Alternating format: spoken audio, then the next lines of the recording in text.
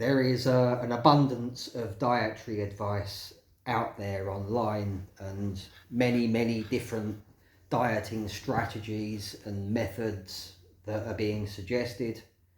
Um, Many of them have benefits, of course, but we should only ever consider dietary advice when we apply it to ourselves as just a general guideline. The reason for this is because we all have different calorific requirements determined by our size, our weight, our activity levels, differing metabolic rates. What I mean by that is if you find it hard to lose weight and condition your body and get muscle definition, then chances are you have a slow metabolic rate.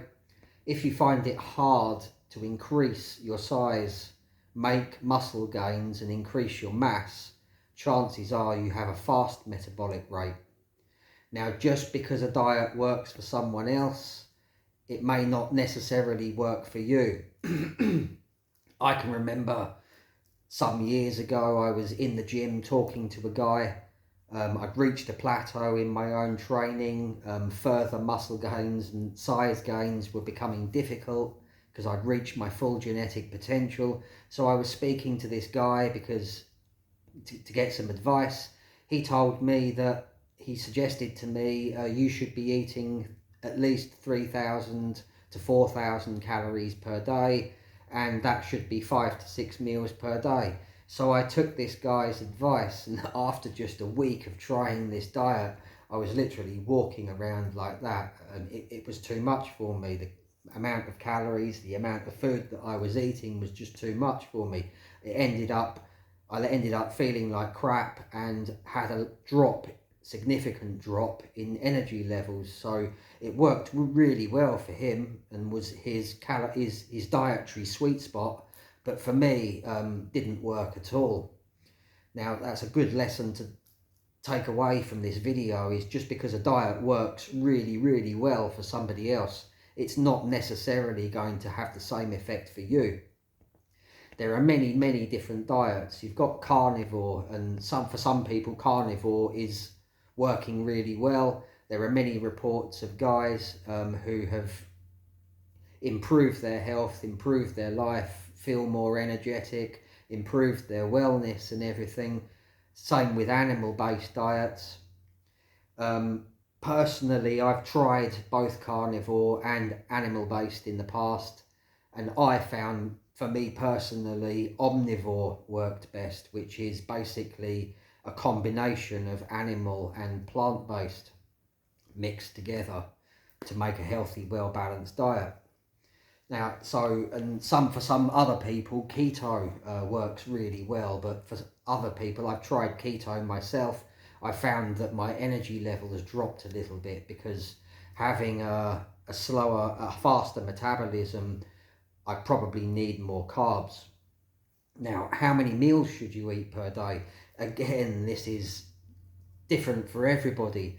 There's a lot of content available now and an increase in popularity in the idea of just consuming one meal a day and to be observing an intermittent fast every day.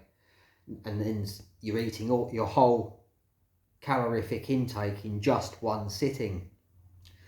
If you have a slower metabolic rate, then this will probably work quite well for you. If you have a fast metabolic rate like me, it's probably going to be relatively useless and is not going to be very effective. For someone like me with a faster metabolic rate, 4 to 5 meals is what I consume. Basically, what I do is on training days, that tends to be an extra meal for the extra energy that I've spent. On non-training days, that usually constitutes 4 meals per day. Always optimize your own diet to suit your own personal dietary requirements. Try and find that dietary sweet spot that works best for you. Treat everything as general guidelines, and here are some general guidelines which will probably apply to most people. Always include sufficient carbs, protein and fats. when it comes to carbs, if you've got a slow metabolic rate, you probably don't need such a great carb intake. If you've got a faster metabolic rate, then it's probably advisable to consume more carbs because you metabolize and assimilate your food quicker.